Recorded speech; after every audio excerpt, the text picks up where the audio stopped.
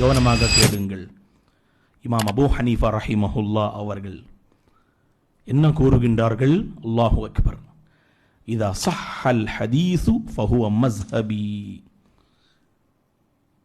ஒரு ஹதீஸை நீங்கள் ஆதாரப்பூர்வமாக நீங்கள் எடுத்து வைத்தால் அந்த ஹதீஸ் நான் பின்பற்றக்கூடிய மஸ்ஹப், மன்ஹஜ் என்று அவர்கள் கூறுகின்றார்கள். அந்த ஹதீஸ் நான் பின்பற்றக்கூடிய பாதை.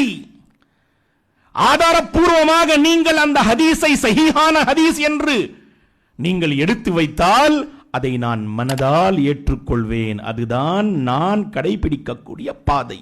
அல்லாஹு அக்பர். இதா ஸஹ்ஹல் ஹதீஸு ஃபஹுவ மஸ்ஹபி. யார் கூறுகின்றார்கள்? இமாம் அபூ ஹனீஃபா ரஹிமஹுல்லா அவர்கள் கூறுகின்றார்கள். அவர்களுடைய கருத்து இருக்கின்றது. என்ன கூறுகின்றார்கள்? அல்லாஹு அக்பர். இதா குல்து கௌலன் யுகாலிஃபு கிதாபல்லாஹ் வ خبر الرسول صلى الله عليه وسلم فاتركوا قولي. நான் ஏதாவது ஒரு கருத்தை நான் உங்களுக்கு மத்தியில் பகிர்ந்து கொள்கின்றேன். அந்த கருத்து குர்ஆனிற்கும் சுன்னஹ்விற்கும் முரண்பாடாக இருந்தால் என்னுடைய கருத்தை நீங்கள் விட்டு விடுங்கள். அல்லாஹு அக்பர்.